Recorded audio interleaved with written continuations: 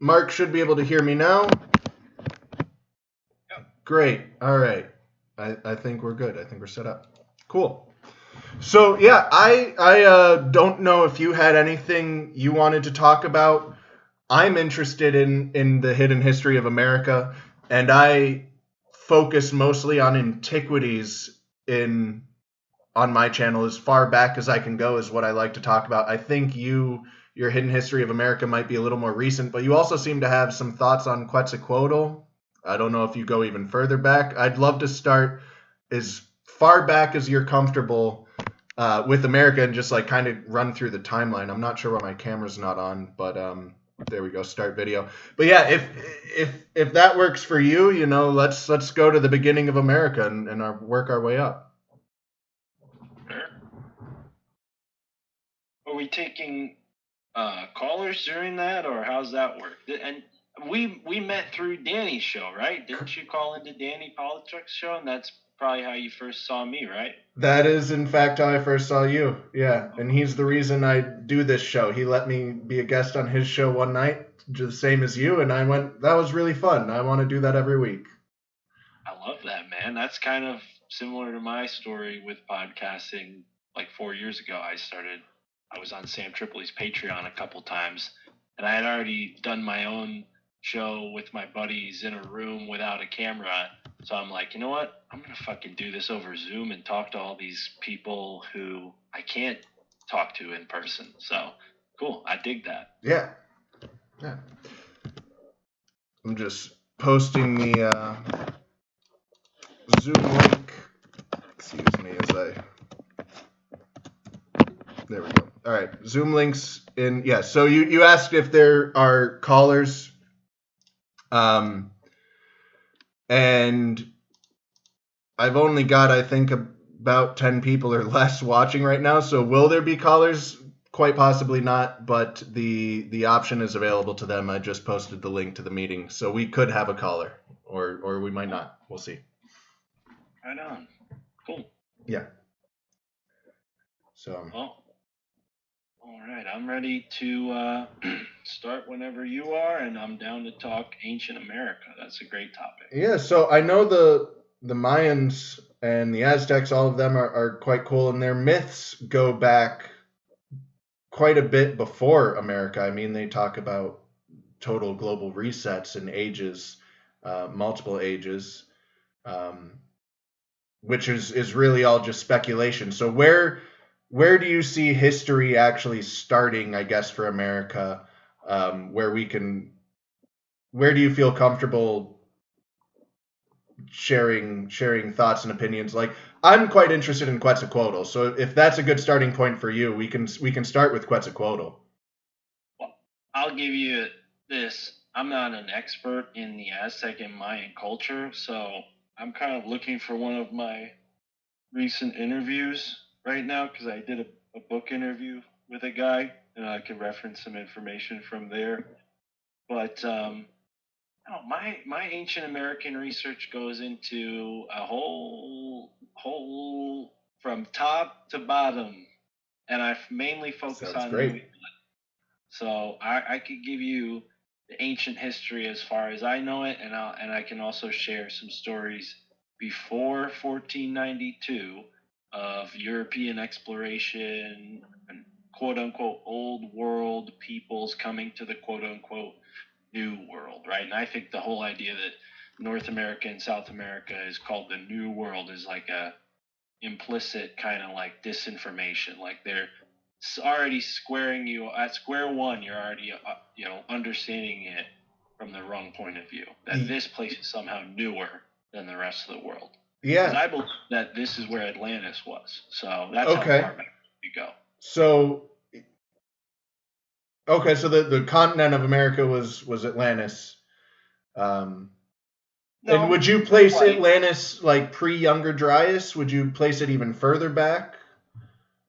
Well, I want to find a few references so I could give you the exact dates and not just guess, because I do have a few references that'll tell us like the timetable as it's been studied. I mean, some people don't take this as evidence because they don't believe in Atlantis, right? but it's still there. Whether you want to call it Atlantis or not, there's evidence of a civilization, going back that far. Not in North America as we know it today, because the continents looked different back then. So if you say, was it in North America? Yeah, parts of it, what was available to them. But a large part of North America was underwater, what is now desert. The whole idea that California was an island. Yeah, multiple old maps that show it as an island. Well, and it's not just the maps. Like, there's geological evidence that proves that there was once a sea in a place where there's now it's a desert. So, okay. I mean, it's just it goes beyond speculation at that point when you have concrete evidence. But if we're not recording yet, let's talk all this during the show. No, we're live. Oh, okay. Yeah, sorry, we're live. From the from the get go we've been live. My bad. Oh, cool. Yeah. I probably asked that like 4 times like an idiot. My bad. So yeah, anyways, the timetable I think goes back really far. And if you give me a moment, I can find some of my prepared slides on this topic. I've done shows before, specifically on this topic of Atlantis. But one of the reasons why I started looking into all this is because obviously I had a podcast and whatnot. I've been researching this stuff for years before I had the podcast. And one of the things that always sort of rubbed me the wrong way when it came to the world of conspiracy theories that we're in here on the internet is there's a whole segment of people that are starting to question history. That doesn't bother me at all. But one of the conclusions that they've drawn from questioning history, something that I also do, is that here 500 years ago there was some kind of mud flood, and all of these stone buildings that comprise, these Capitol buildings for the most part, these major stone structures that are cathedrals or state buildings, things like that, federal buildings. These were all here before the Europeans got here. So you're anti-mud flood? Well, it's not a matter of anti or not. I think, again, if there's evidence for it, you can show me that it's there. Awesome. I'm all for that. I've seen the basement windows. I think they're basement windows. I don't think that that's necessarily proof of the structure being submerged into the ground. But then again, I have seen on a small scale experiments that show that exact thing happening. You can make a diorama with the right situation, a little model house. And there's some interesting wood etchings from like the 1400s of Roman runes that don't exist anymore, but or some of them do. Like the Triumphant Arch, I think is one example, but there's other runes as well that don't exist anymore, and they're all like half submerged. They're submerged up like over 12 to 18 feet, in mud. I've also seen, I think the most in America. No, not in America. These are over in Rome. But in America, I'm not saying that mud floods don't happen. They happen. Like, it's a thing. I'm also not a believer of the mud flood, so I'm right there with you. I'm just presenting some of the more compelling evidence that I've seen. And I think the most compelling piece of evidence, because you have like Seattle and large cities that have these underground structures and underground cities, but I've seen some photos from some relatively small towns out in, Western America, where they were like gold mining towns, and the structures that are built there were supposedly built because of the gold mine, and nothing was supposed to be there before that, and yet if you dig down, they're on top of an already older town. So there are some compelling things. It's not enough to make me believe in the mud flood as it's presented, but I am generally a believer that catastrophe is much more around the corner than we like to think it is. I think the earth is a much more volatile place than people like to think it is. So I think that things can change rather quickly. We're just talking about California being an island, and I don't know when you think that was, but I think stuff like that happens, much more frequently than we think. These large changes to land masses and stuff like that, I think, is much more possible than people like to think. Yeah. Well, and again, like I'm not someone who's so skeptical that I've been proven conclusive on any of this stuff. What raised alarm bells in me was how conclusive it seemed some of this information was being presented. This is how it is. All of this has been written out of history. You know, these very declarative, definitive statements. And I got excited by that because I'm living in a place that has, according to what we've been told, 400 years of civilized with quotes, history, right? This is when the Europeans came here, in 1492, but then they really started coming in the 1600s, right? Between 1492 and 1620, there were just explorers and conquistadors. That's what we're told, right? So I got really curious about that again, because there seems to be gray areas within academia. There seems to be gray areas within this world of conspiracy. And here I am living in a place where I have the vehicle to travel and the freedom, the time to do it, the money to afford it, the interest. So I'm like, you know what? I'm going to go out. I'm going to look at what these people are talking about.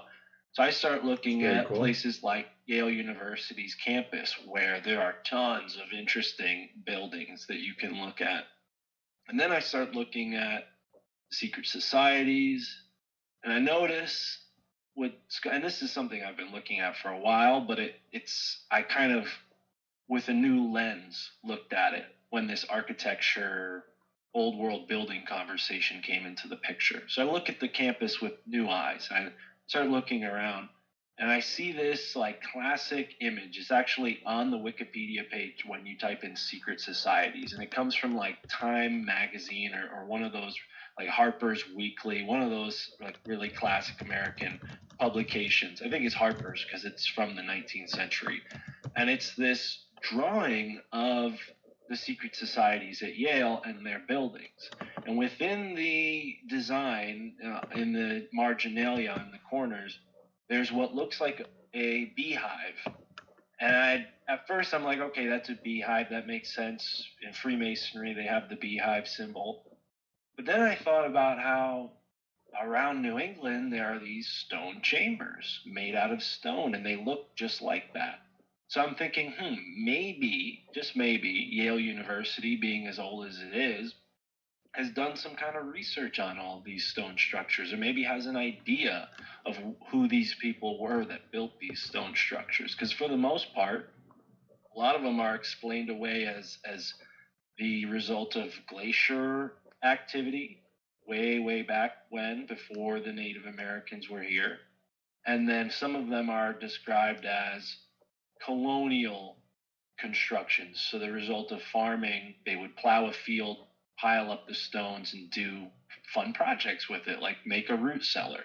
So those are the explanations. It's either a glacier randomly piled the stones that way, or a farmer piled the stones that way. There's really nobody. The Native Americans were never doing it. I'm with you.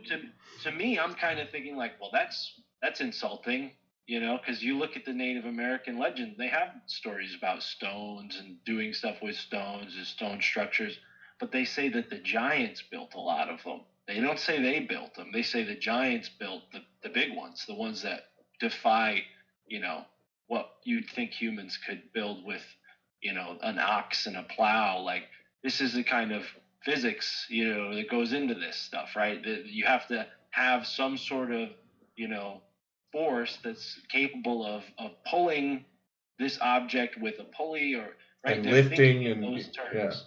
Yeah. And the Native Americans, they don't even go into that. They're like, no, the giants built it, right? Right.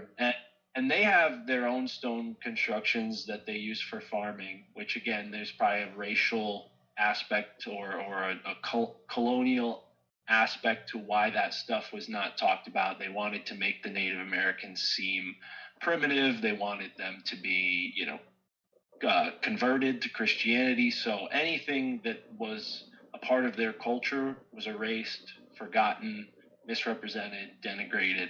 So that, again, a huge gray area with all these stone structures. So I started looking, and turns out they're astronomically aligned, many of them, especially the stone chambers, because you create these like pinholes where the light will come through in a very specific way on a specific date. So you have these chambers that are aligned to the equinox, the solstice. These are alignments that we see with the major megaliths of the world, Right. and they're happening with these rudimentary looking stone structures. Now, is it that they're rudimentary looking because primitive people made them, or is it they're rudimentary looking because they've been weathered over thousands of thousands of thousands of years? Because we're told as a civilization, oh, humanity, we were cavemen, then we figured it all out in Egypt, and then it all spread from there, right? Nothing until 6,000 years ago, yeah. We just figured it out, and it's been great ever since, and we've only been getting better ever since, right? This is, again, the big lie that we've all been told. So I start thinking, well, maybe the story about the Native Americans has some things that need to be looked into. Maybe there's stories about the New World that don't fit into the quote-unquote story we've been given. And sure enough, there's tons of examples, right down to the Prince of Wales coming over to America in the 1300s, when Europe was in the Dark Ages, and he was looking for gold here in the Americas. And this is Prince Madoc is his name. You can look it up. I've interviewed an author who's written a book about this journey that he went on, and sure enough, when the U.S. government was working out the Louisiana Purchase and whatnot, and writing up treaties with different tribes and doing that whole political, thievery of the land, they were looking for this Welsh tribe because they didn't want any, there were rumors that these Welsh people came over to America and not all of them came back, right? So there's the Welsh land tribe. disputes, right? Okay. So they have to manage these land disputes. So you can't have a European nation in those negotiations, because then that gives that tribe so much more power than you want them to have. So those tribes that had connections to the old world, quote unquote old world, were all basically marginalized, killed, fought. They either targeted them or to kill them, or to write them out of history. And that's what a big, you can argue that with many of the Native American tribes, because what did they do to them? They replaced them. They take them off their land. They take them away from their culture, away from their connection, away from their oral traditions. And now we have a group of people that are basically putty in the government's hands. I mean, you look at what's happening in Canada, and the Native Americans are like fighting, for their own enslavement in many ways. And I don't mean to insult any natives that are listening, or any First Nations people that are listening, but look at a lot of their Canada's politics. A mess. They've become super woke for all the wrong reasons, and they're not even addressing the actual, problems that put them in that situation. That not their fault. I'm not saying that it's their fault, but it's colonization that needs to be addressed, right? So that's very interesting. Because I've talked about the Welsh in America many times on this channel, and there's seems like they definitely were here. I agree with you on that one. I'd never actually heard the reason for their elimination and their cover-up. And that's such an obvious reason. That makes so much sense. Yes, if the Welsh were here, they would have a claim to the land, and that's obviously a problem. You would do everything in your power to eliminate them and erase their presence. So that makes so much sense. Thank you. Yeah. Oh, no problem. And it makes more sense when you start to realize that that's what Columbus's whole job was, because... And Joseph Farrell talks about this in several of his books. If people aren't familiar with Joseph P. Farrell, he's written like 40 books. He is the conspiracy author alive today. Like he's the man. I appreciate his work. Maybe people smarter than me would find a reason to disagree with him. But when it comes to Columbus, what you have to understand is the whole basically trading companies situation. And the world we live in today is the result of these trading companies, right? That's where the corporation was born, in the Dutch East India Trading Company, the British East India Trading Company, and the ones that came before and after them, whose names are less memorable, probably for a reason, right? And in Venice and Florence, you have these competing interests, right? And I believe, I'm not so I'm really good with geography. I'm not great with Italian city geography, so I don't know where Venice and Florence are in relation to one another, but one of them had the advantage over the other as it pertained to leaving the Mediterranean, right? One of them would have to go all the way around the boot, whereas the other one just goes straight Right. out. So there's an advantage for Venice, which I think was further away from the Straits of Gibraltar, to keep this information they were learning about the New World secret. Because if they told any of their competitors who were all closer to the Straits of Gibraltar, they're screwed. So, what's going on here? In that time period, before we have the official age of discovery, you have all the Moors, right? The Moors get talked about a lot in the old world conversation. Well, these guys, they weren't afraid of the ocean like everyone thinks, like the Greeks made us think. Like, no, no, no. They went all the way across, they went around, wherever, however you believe the earth is shaped, they traveled every corner or curve of it before anyone else. And there are stories of these African traders who would go around the world trading gold, and they would do it using sign language. They didn't have to communicate using verbal language, they would use sign language, and that's how they were able to be like multicultural, international before anyone else. They developed this language of symbols and signs, and that's where the gold trading, which it would make sense that Africa would have a monopoly on gold, considering their history, considering they were the first group of people in known history to use metallurgy, and that's an anomaly. People in anthropology, when you're talking about ancient Africa and the development of man from hominids and all these different, different groups, whether it's like Australopithecus and the Pekin man, there's all these different hominid names that they're too scientific for me to remember. Well, metallurgy just comes out of nowhere, just on the human, what we are told. From the gods. Right. And that's what I'm saying. Like to these anthropologists who have their head in the sand and can't integrate these spiritual mysteries, these world mythologies into what they're learning, they try to make sense of it in that materialist way. Right. But read between the lines, and very clearly you have some kind of divine intervention going on there. That was last week's topic, was that it's undeniable when you look at the sheer fact that the Great Flood, if you're accrediting that to like the Younger Dryas event, is 12,000 years ago.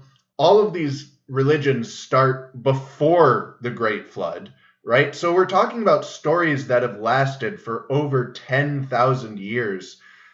I don't see that happening without them actually being based on something real and very, very important and significant. The existence of the gods in the past, to me, seems pretty undeniable.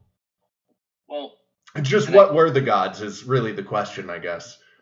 Yeah, and I think what we have is groups of people who have written history, who are in power, who have allegiances secretly with these groups, or they're just the, proxy for this force, like they're not these occult groups that are keeping that knowledge alive. That's what you're talking about?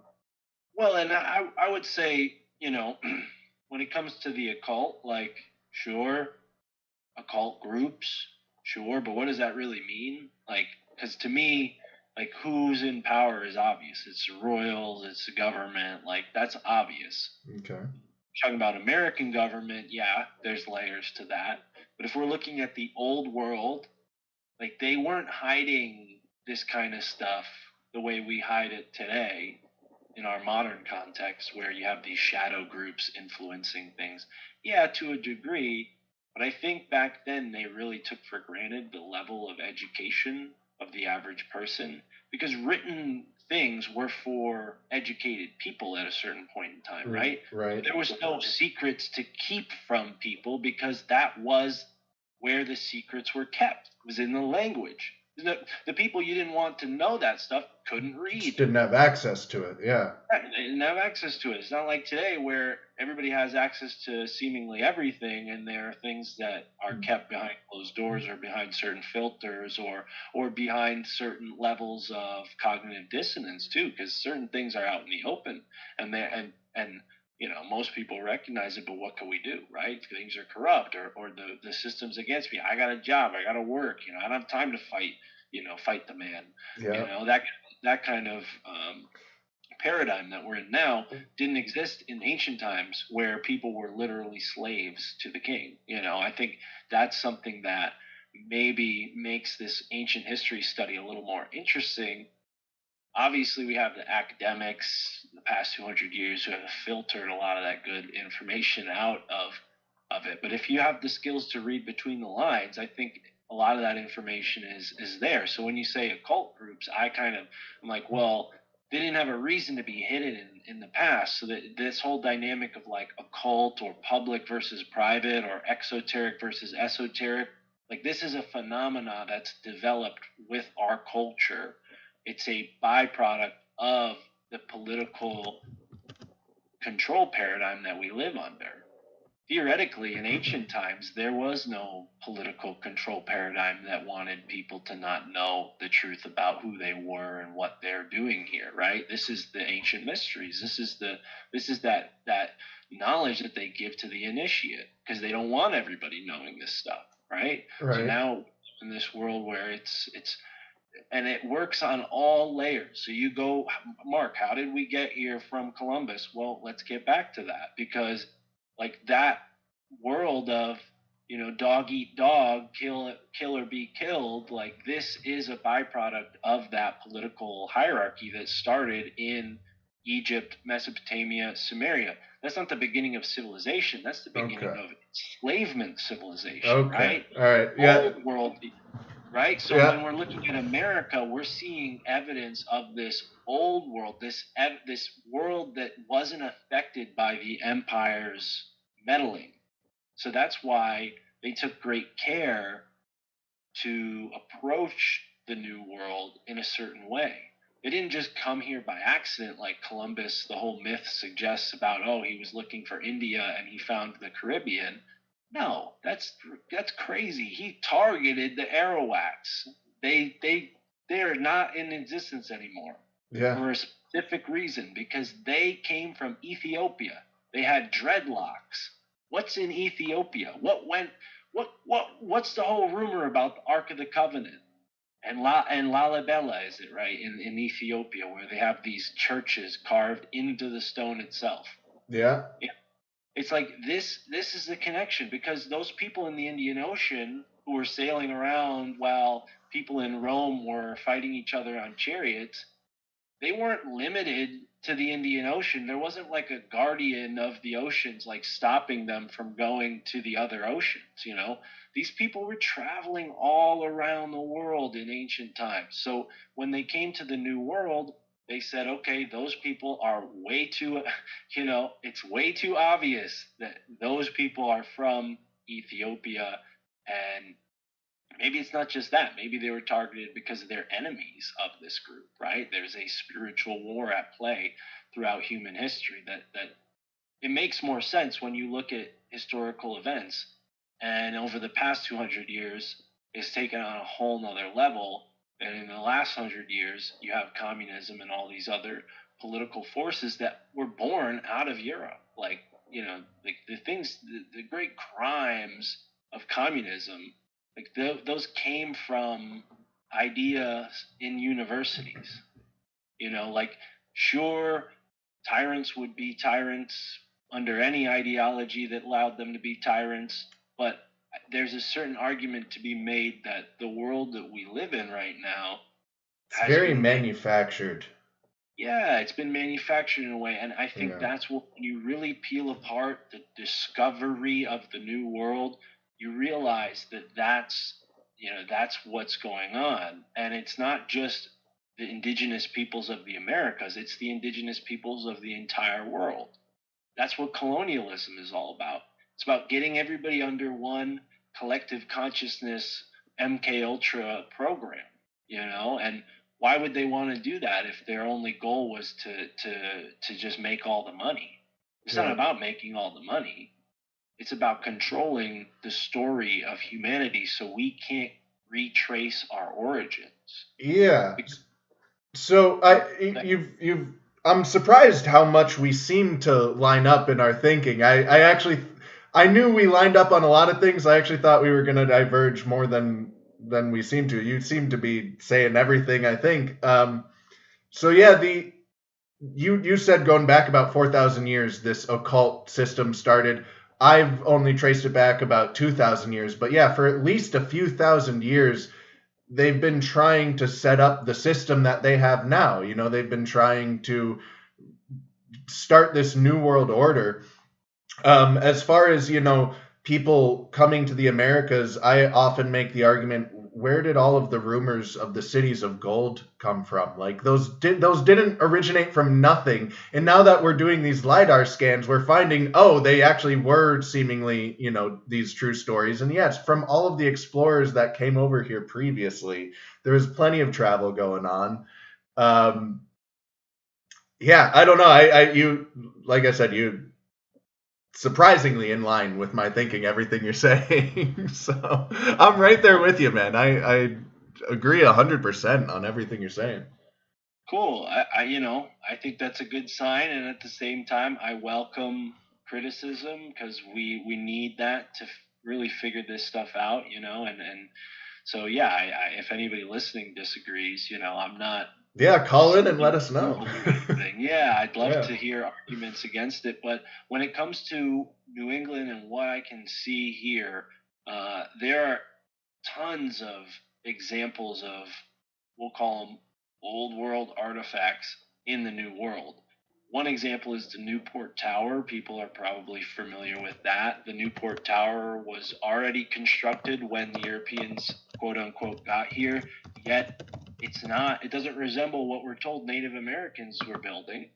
Not at all. I just pulled up an image of it. Yeah, that does not look anything that we would associate with Native Americans whatsoever.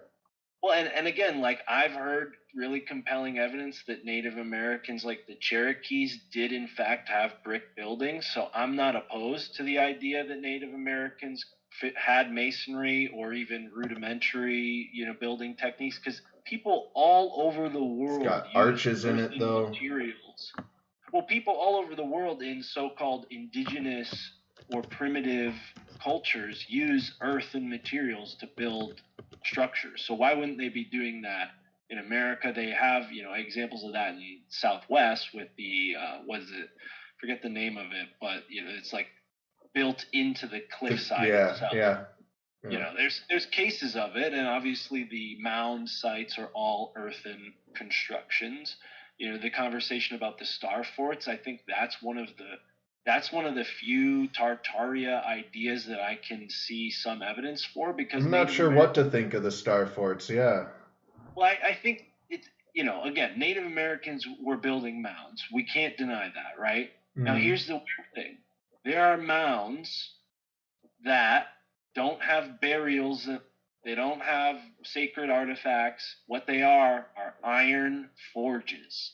And we're told that the Native Americans were stuck in the Stone Age. They didn't have weapons better than bow and arrow and spear and club, right? So, but there were metallurgy going on inside some of these mounds. So what if these basically forges that they found inside of mounds in Ohio, what if that was the original technology, okay? And the Native Americans, after defeating this group of people, we'll call them,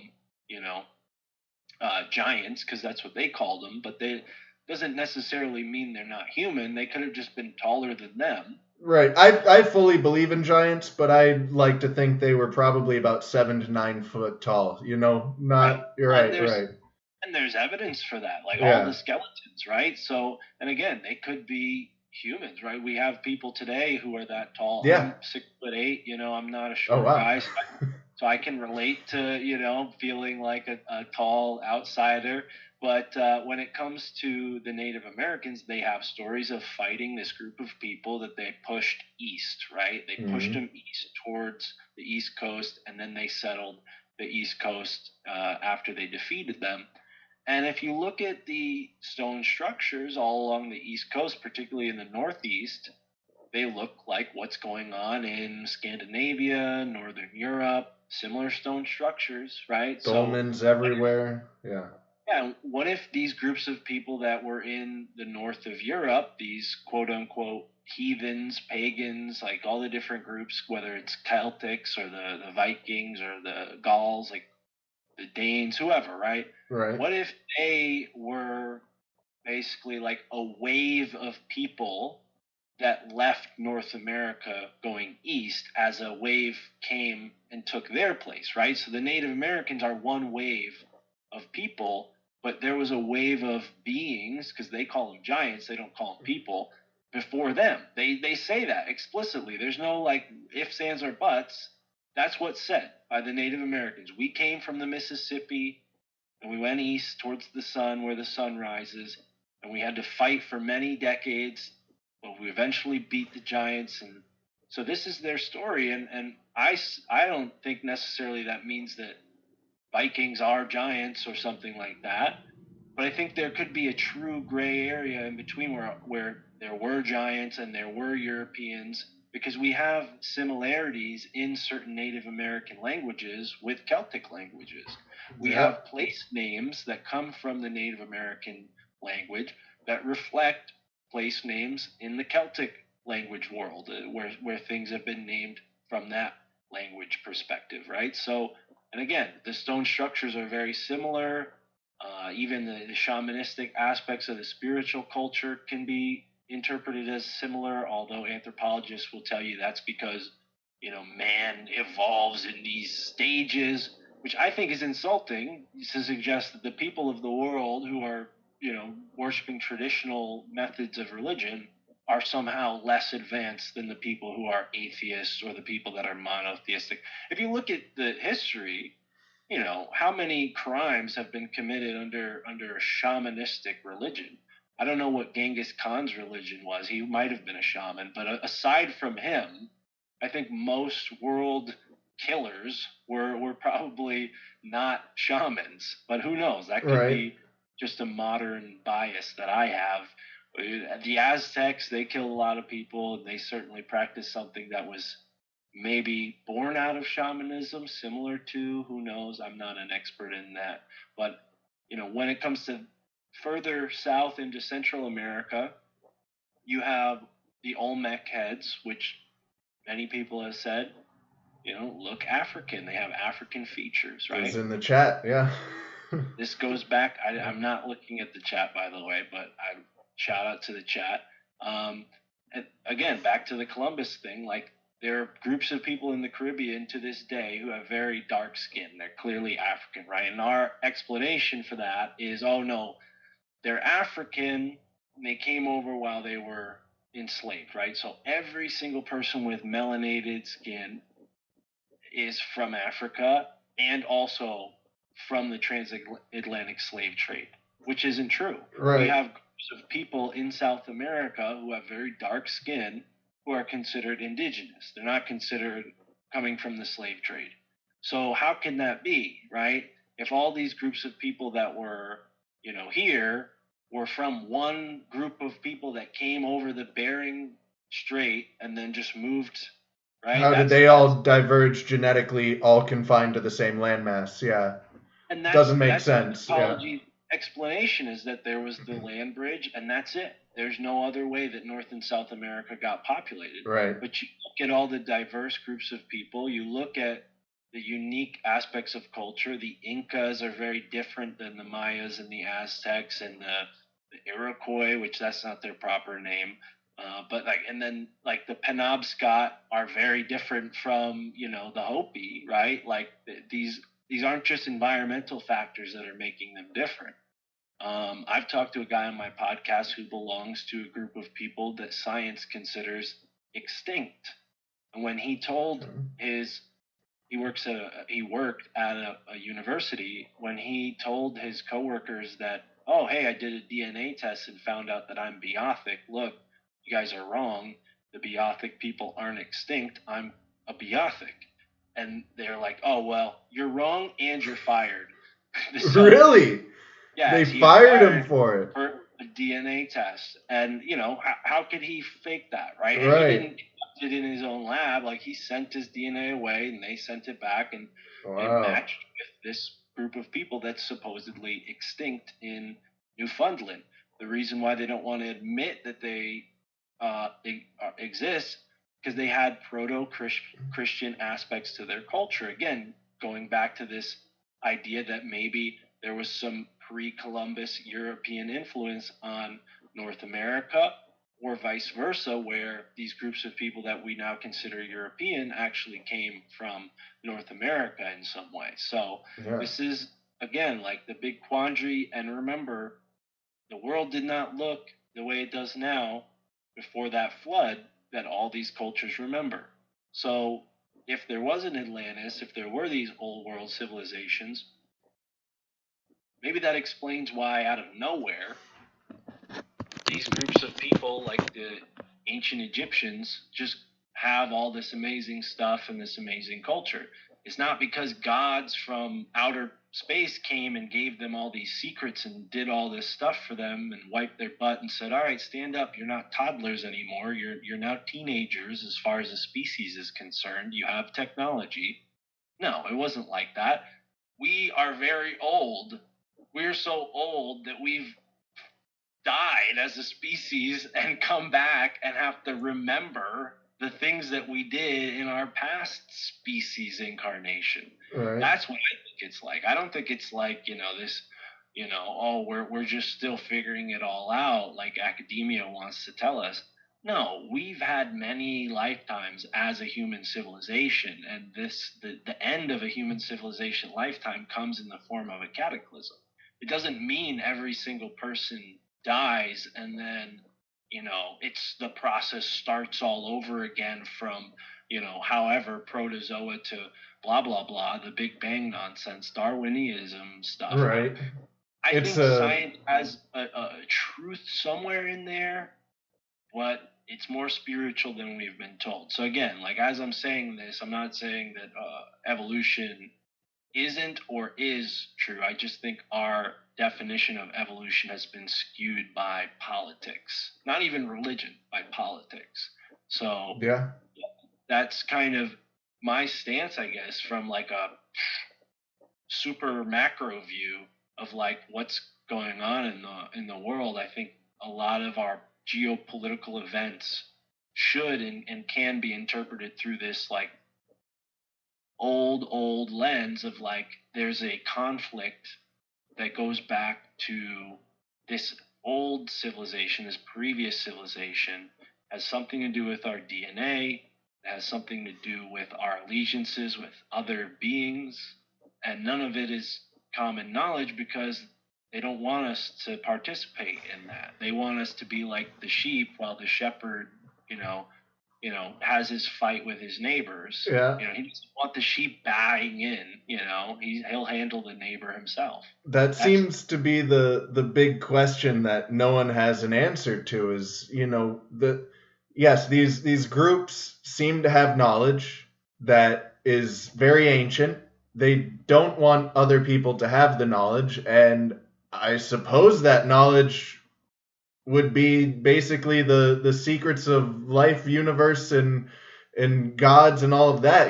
What is the true origin of humanity? What is the reality of gods and the nature of reality? And yeah, that's like the ultimate question and the ultimate answer that they seem to be hiding from us. But what is the answer? I have no idea. You mentioned a lot of things. So I personally favor the idea, and I have very little to support this, but it just makes sense to me in my head that there was some other type of reset 6,000 years ago. So the Younger Dryas has been, accepted 12,000 years ago, but you do have this springing up of civilization 6,000 years ago with Sumeria seemingly out of nowhere. And if it wasn't the gods coming down and gifting it to them, then yeah, where are they getting it from? Did they just have a million super geniuses born all at the same time to create the civilization, or was it a restarting of some other civilization that had been reset previously?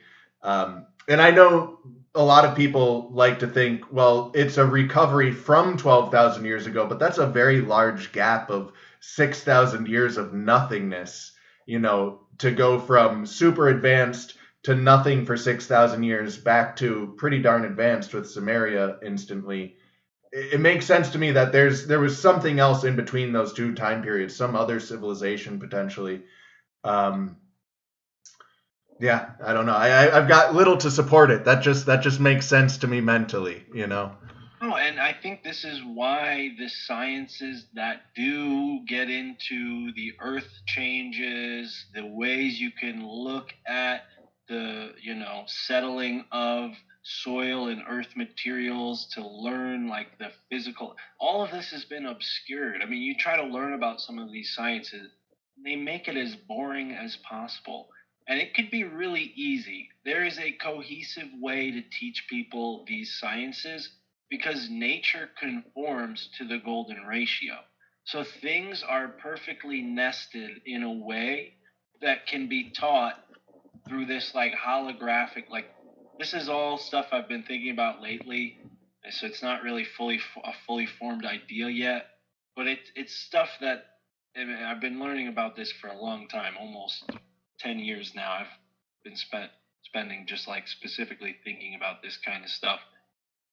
You can call it perennial philosophy, but I almost think perennial philosophy has been hijacked by the same people that we can point the finger at when it comes to secret societies and manipulating world events with the occult, because it is that powerful, this perennial philosophy. What is perennial philosophy for in layman's terms? It's this information that's maintained from the old world. Okay. It's the stuff that hasn't, the things that were lost in the Library of Alexandria, so to speak, right? Like, and the theory is that it wasn't lost. Like, yeah, things were physically lost in the Library. It was just condensed into, certain people's hands. Yeah. Right, and that's where the Vatican possibly comes in, and these other maybe even more secret forces, because a lot of really valuable information is in private collections and things like that. I mean, Yeah.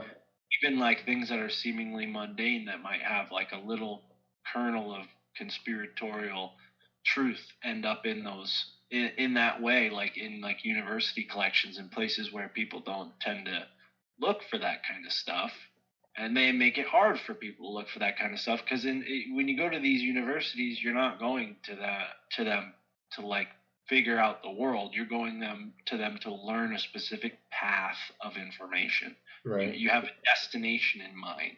That destination, typically, unless you have a guy like me or you that gets like thrown into the gears of academia, usually they don't fare very well and they end up staying in academia, because there's no other job for people who think like this, maybe podcasting. But when it comes to like the timeline and when does this stuff really like all go back, you I think you nailed it. I don't know. You said I think it's 4,000 years. You think it's 2,000 years. I'm not like set on either. That's just as far back as I can see evidence of it. And, things get obviously foggier the further back you go, right? Well, I think that's how long the perennial philosophy has been in their hands. But before that, it was something that was like common knowledge for anyone who could comprehend it. There's Right. always been, stratifications of role and class in society. Not everybody is meant to be, a high priest. Not everybody is meant to be a farmer, right? These are roles that, let's say, are predestined in some way. And I almost, I was just talking to somebody about Gnosticism. I wonder sometimes if that's a part of this trap, like, playing out this story, these roles, this what our culture is. Like our culture is almost a weapon that's used against us. that's a whole nother conversation. But what if that's what it is? These archons, these invisible controllers, have set up a simulated reality for us to live in, and it doesn't seem simulated to us because we've been taught like, this is what we need to survive. We need society. But what if there was a version of humanity that didn't conform to that? This Garden of Eden version of These humanity. golden ages that are very often referred to in the Right. myths and religions, yeah. Golden age, exactly. And I think that is when you're trying to understand why the secret societies would have come to the new world with this information, like they had information about the new world beforehand. Okay, why? Because they were trying to control the energy of the land where this great empire once lived. And did they not recreate that? Look at America. Is it not the greatest country in the world like everyone thinks? Or at least for a time in my life, that was the reputation. Right. In the past 7 or 8 years, it's kind of... The decline is surprisingly rapid, but I think we're still number one. We're still number one. We might not have the most people, but we're in the top 3, and I think that matters. And also, like, look at the way our culture affects the rest of the world. It's undeniable. The UK tries to take credit for that, but they're not as interesting or creative as we are, I think. Yeah, no beans on toast, man. Yeah. No offense to our English listeners, but we got a little bit special something over here. And I think call that like a ritual, call that like getting ahead of a prophecy. It's something like that, where they knew that if you have a group of people here at this time, you're going to be the movers and shakers of world destiny. And that's what these secret society religions are all about. They're all talking about the apocalypse, the end of the world. Some of them seem to be trying to create that. Yeah, bring it about because they want this,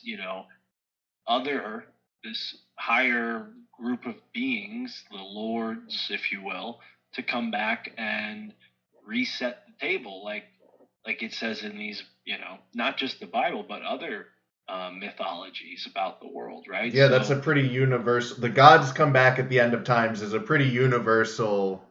Another one of those universal ideas, yeah.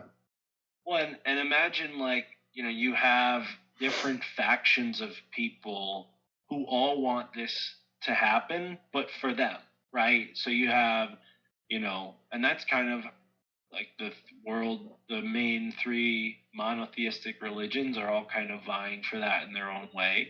Yeah. But what if the Aztecs and the Mayans and like these other groups of people that lived in the Americas, what if that was their role too? And that was a part of the colonization effort. Like, no, they can't be in control of this great land on this very important time. We need to have control of this.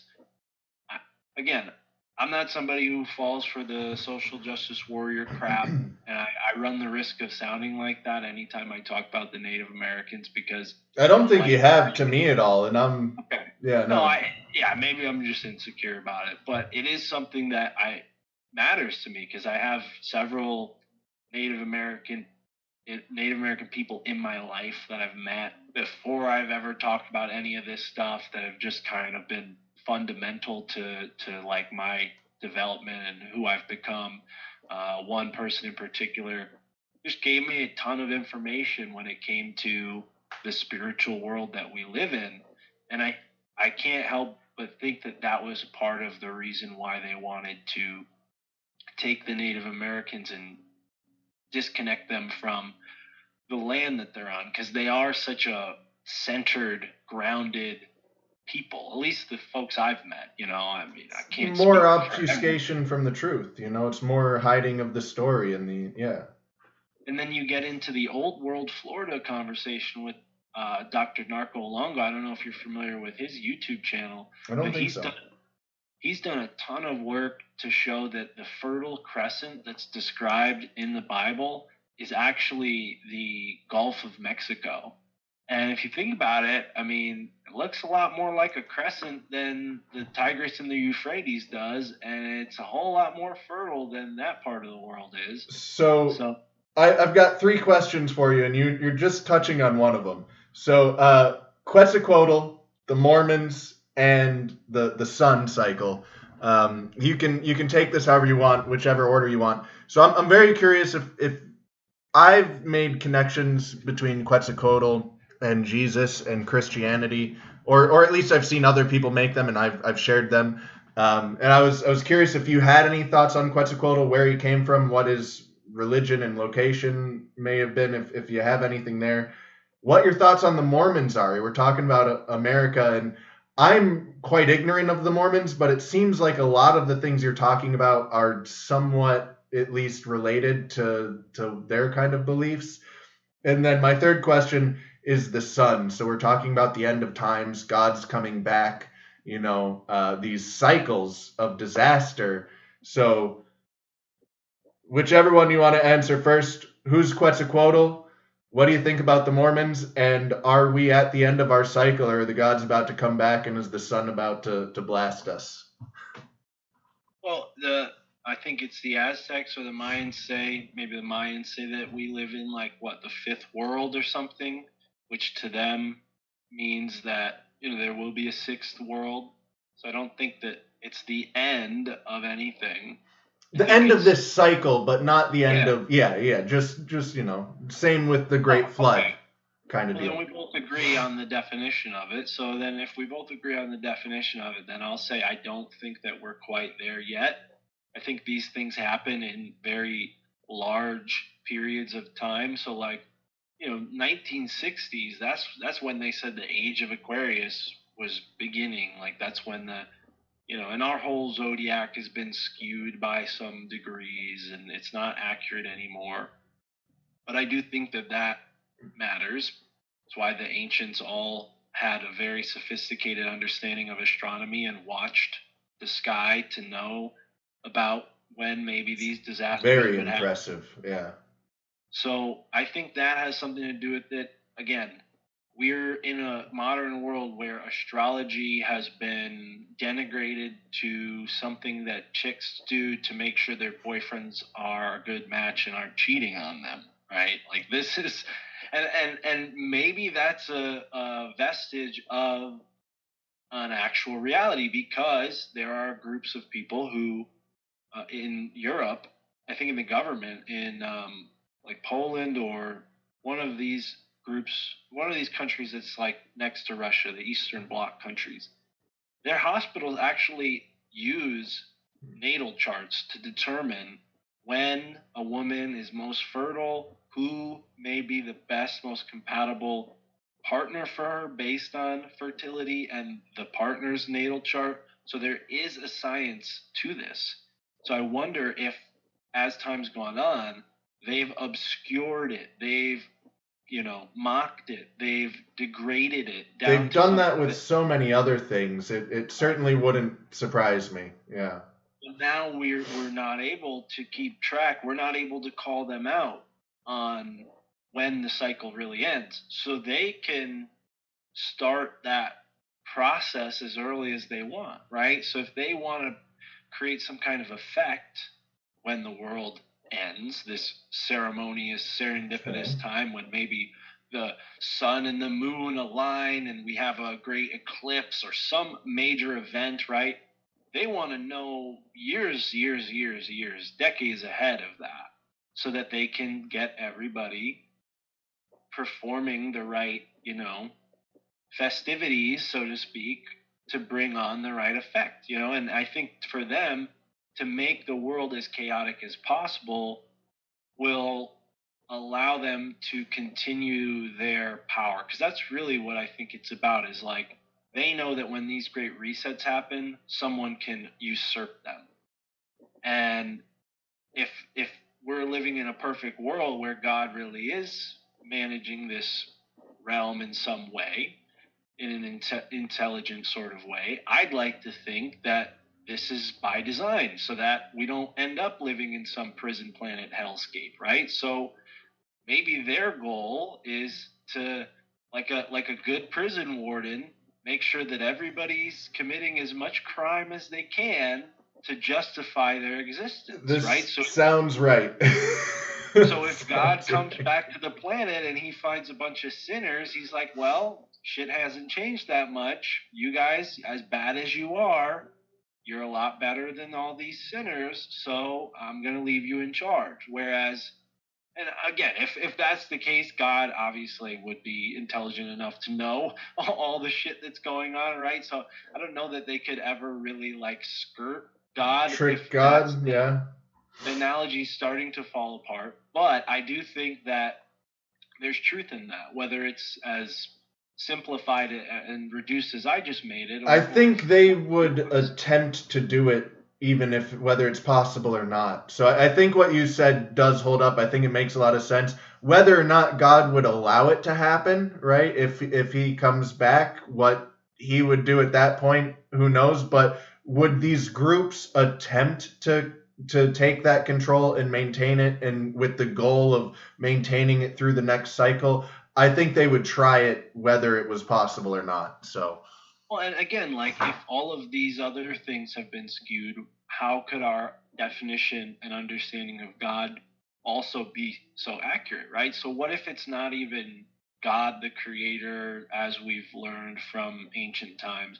What if it's this God like force, the earth vibrating at such a high level that depending on our collective vibration, we either ascend or descend, right? Like there is this Yggdrasil tree of life that the earth is an orb on, and it doesn't just statically stay in one place. As everything around it evolves, it either ascends or descends in this kind of spherical kind of way. Spiral, spiritual, spherical, right? Like this spiritual spiral, we either ascend upwards of this tree of life or we descend downwards. Maybe that's what it is. Maybe it has a energetic explanation, or not to get materialist, but like an explanation that fits in line with our physical understanding of the world. I think science again has skewed our physical understanding of the world, but in an ideal situation, God would have that understanding available to us, and I think everything would conform in a sort of, again, golden ratio, perfect nesting, holographic, however you want to define it. I haven't really figured it out myself, but I think things fall in line that way, right? So maybe that's what it's about. Maybe they know the physics of this mechanism that we're in.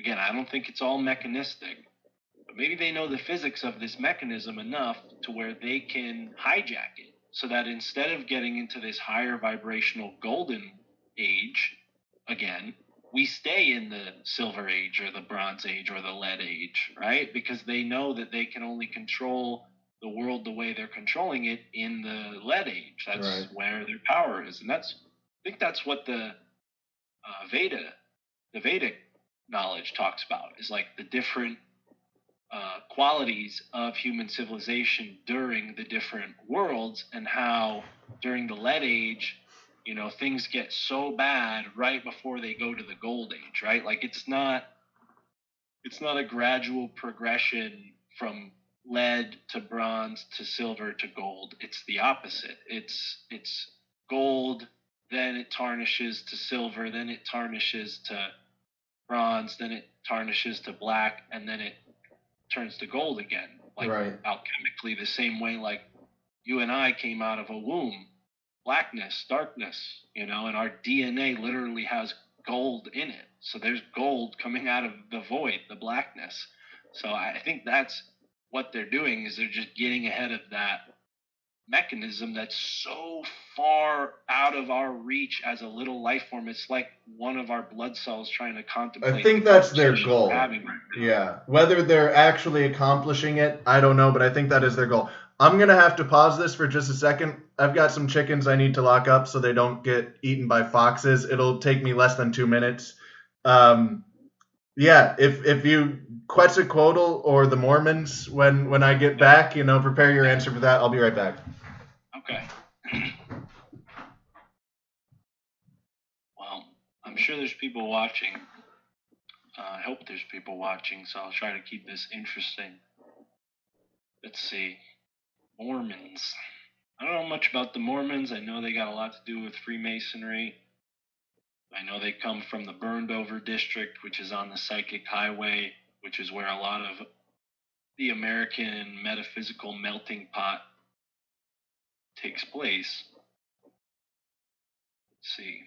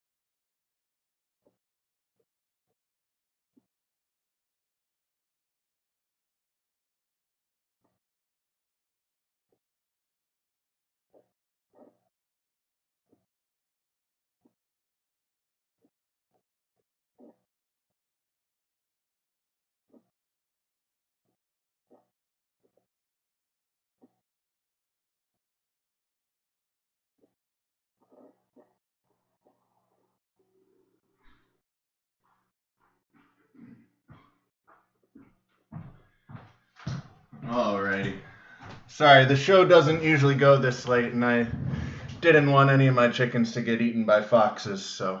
Oh, it's all right, man. I do have to wrap up in a moment, so we could maybe talk briefly about Mormons, and I'd love to have you on my show to talk about Quetzalcoatl because it seems like you know more about it than I do, and maybe we could start there and continue this conversation on my show. Heck yeah, man.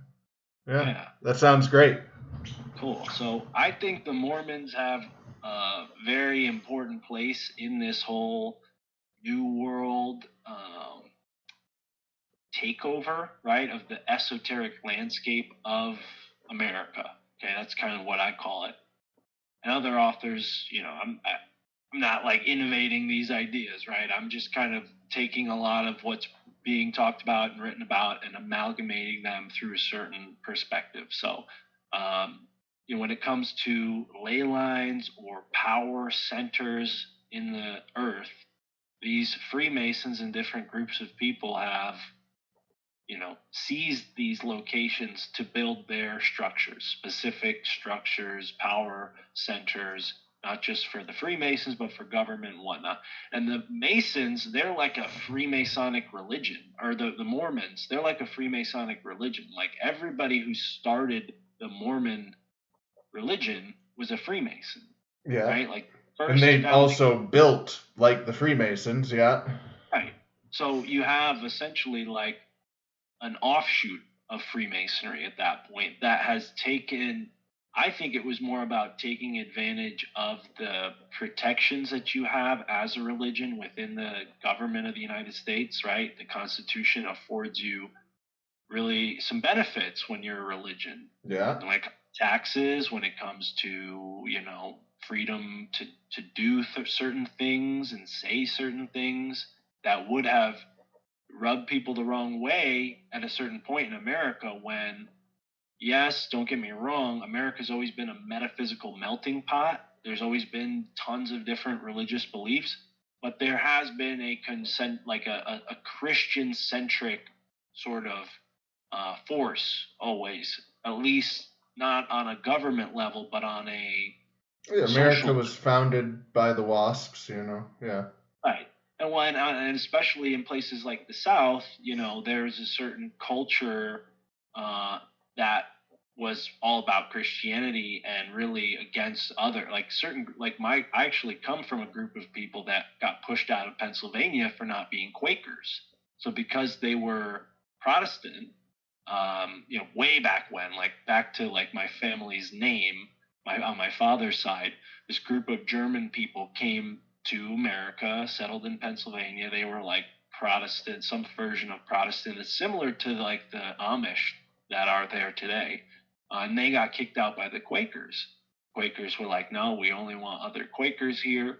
So they went up to Canada where they were giving away land. Like Benjamin Franklin was made some deal with the British to give away land and settle that part of Canada, which wasn't Canada yet.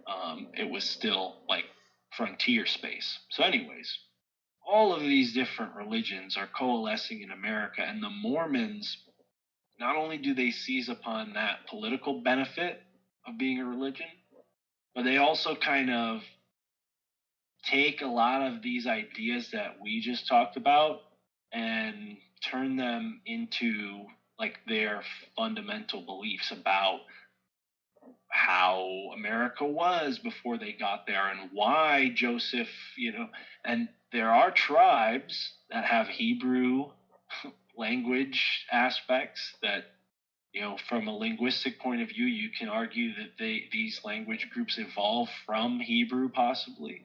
And there's also Hebrew letters inscribed in rocks. There's one in the state that I live in on a mountain.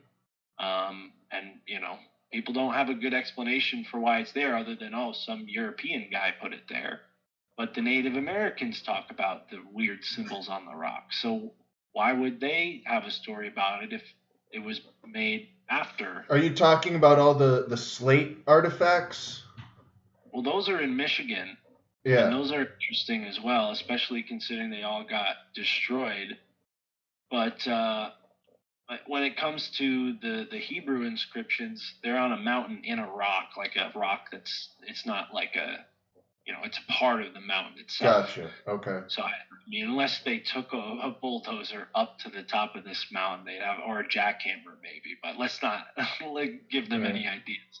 But yeah, there's tons of outliers that could suggest that people from the biblical world were in America, which backs up what the Mormons kind of believe. So I don't know that means that the Mormon religion is accurate. I just think that means that they seized upon like things that were in the consciousness back then and used it to create this mythology, which is really what Freemasonry is all about. It's about seeing their truth in other, like they're like the original syncretists, like they go around, they look at like all these like other religions and they see how, that's their whole thing about like, as long as you believe in God, you can become a Mason, right? Like, because to them, it's the same God behind all of these religions, okay?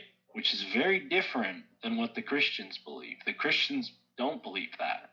And that's part of the justification originally for colonialism is these people are heathens. They don't believe in Christ. We have to either kill them or make them assimilate, right?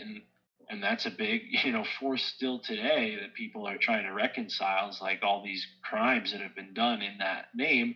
Well, the Freemasons, they do a similar thing, assimilating, but without, I guess, the same, tactics. They kill the same way, but just, I guess they're a little more secretive. Good at the replacing part, I suppose. Yeah, but 10 lives, I mean, if you give me a chance to prepare, we could talk more in depth about Mormonism because it's something I know a little bit about, but not enough. But I do recognize where it connects to other things that I research. So I just don't know what to think about it. Because there's I mean, like you were saying, there's some obvious connections. There's some obvious they were on to something, but were they just on to something and they ran with it? And there's not really there's just these loose connect. I really just don't know what to make of the Mormons. Honest, I don't know what to make. They're very interesting though. Yeah. So I'd love to talk about them more if you can maybe clear up my confusion with them because they're an interesting group and I don't know what to think. Yeah. Well, and